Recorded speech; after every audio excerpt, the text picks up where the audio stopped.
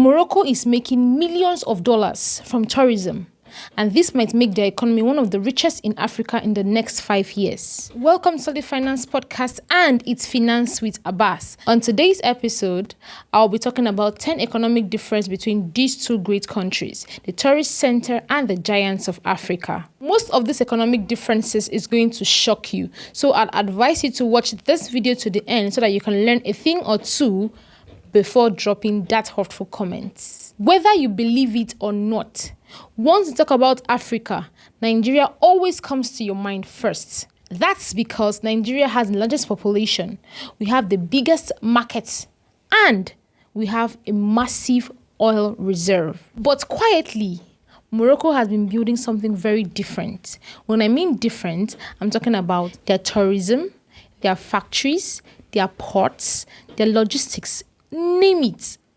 They're not just relying on the natural resources, they're also diversifying their means of income, which is making them stand out silently. They look like one of the poorest countries, but they have rich people in there. Nigeria became Africa's giant, while Morocco became Africa's industrial gateway to Europe. So today, we're comparing them across 10 economic solid points. I'd like you to stick around to hear the number 7 point, as that is very intriguing. Stay tuned. Did you know that the capital of Nigeria is Abuja and the capital of Morocco is Rabat? Let's take a look at this video showing what Rabat looks like and what Abuja looks like. Welcome to Rabat, Morocco's stylish and serene capital. Often overshadowed by its flashier neighbors, Rabat is a hidden gem packed with rich history, stunning architecture, and a laid-back charm that's impossible to resist. Located in the heart or center of Nigeria, Abuja is the 8th most populous city in Nigeria. Built in the 1980s, the construction of Abuja was carefully and keenly planned by a Japanese architect called Kenzo Tange. Without any doubt, we are certain that these two countries are very beautiful.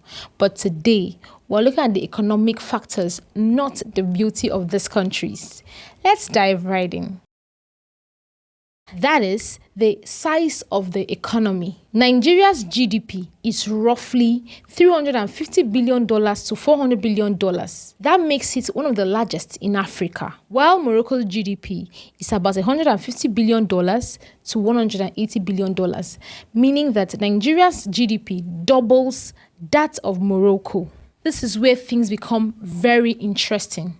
GDP per capita. It is without doubt that Nigeria's population is 6 times larger than that of Morocco. But when an economist wants to know when a country is rich, they don't look at the population, they look at the GDP per capita. That is what each citizen of that country contributes to the economy of the country. Nigeria's GDP per capita is around $2,000, while Morocco's GDP per capita is around $4,000. Hold on. Let me explain. Now, this means that the economic output of a citizen in Nigeria is $2,000. Meanwhile, the economic output of a Moroccan is $4,000. Their GDP per capita doubles that of an individual in Nigeria, making them high. That means that an average Moroccan produces double of what an average Nigerian can produce. This is possible because of the productivity, infrastructure, and industrialization. This makes Morocco richer than Nigeria. Now let's look at population. Population is a very important factor. Nigeria has a population of over 220 million people, while Morocco has a population of 38 million people. Now, you can see that Nigeria's population is 6 times that of Morocco, making us more and giving Nigeria an advantage to a more consumer market. For that reason, this makes global investors to come into Nigeria to invest because of our market size. For Nigeria to be up and running, to be able to give the economic value an average Nigerian is supposed to give, the government should provide schools, jobs, infrastructure, electricity, and housing. That brings us to the next point. economic model. Nigeria's economy relies heavily on oil and gas. Oil accounts for a large share of exports, and it also provides a major portion of our government's revenue. This makes Nigeria very dependent on our oil and gas. Most of Nigeria's revenue comes from oil and gas. While in Morocco, they are into automobile manufacturing, agriculture, logistics, tourism, and lots more. That has brought in a lot of income to their government. This diversification protects Morocco from commodity price shock. When the price of oil falls, Nigeria's revenue drops. Morocco, on the other hand, is less vulnerable to this type of volatility. Nigeria exports mainly crude oil and natural gas, while Morocco exports a wide range of products. I'm talking about fertilizers, cars, aircraft parts, and agricultural products. Fun fact, Morocco is now one of the largest car exporters in Africa. Many vehicles that are being assembled in Morocco are being sold in Europe and globally. Morocco has invested massively in their infrastructure. I'm talking about their high railway, their highways, their ports, and their industrial zones. One of the largest ports in Africa is found in Morocco. I'm talking about the Tangier port. Let's take a look at what the Tangier port looks like. Tangier in Morocco is Africa's largest seaport. It is a Moroccan industrial port complex located 45 kilometers northeast of Tangier and opposite of Tarifa, 15 kilometers north on the Strait of Gibraltar. The port has handling capacities of 9 million containers, 7 million passengers, 700,000 trucks, and the export of 1 million vehicles. Nigeria also has a port, the Lagos Seaport. But the challenges that this port is facing is with the logistics and the congestion in Lagos. The government can look into that. That will make their economy move more smoothly. Number 7 on my list is tourism. Tourism is a massive industry for Morocco as they get most of their revenue from tourism. Millions of tourists visit Morocco every year.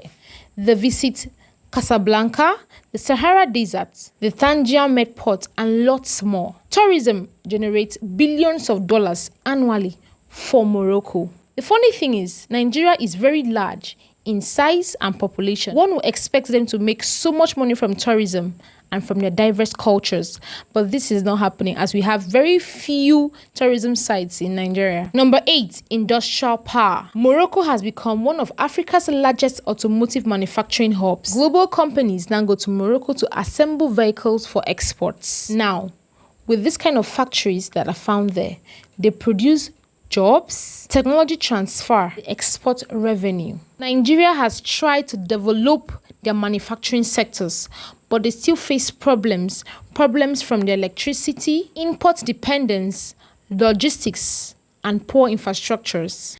Now, let's take a look at this one, as this one will be very interesting, the global positioning. Nigeria has more global influence, and that's because of our population, our market size, and major oil production. This gives Nigeria a global advantage in the continent. But Morocco's strategy is very different, as they're not working based on the market area.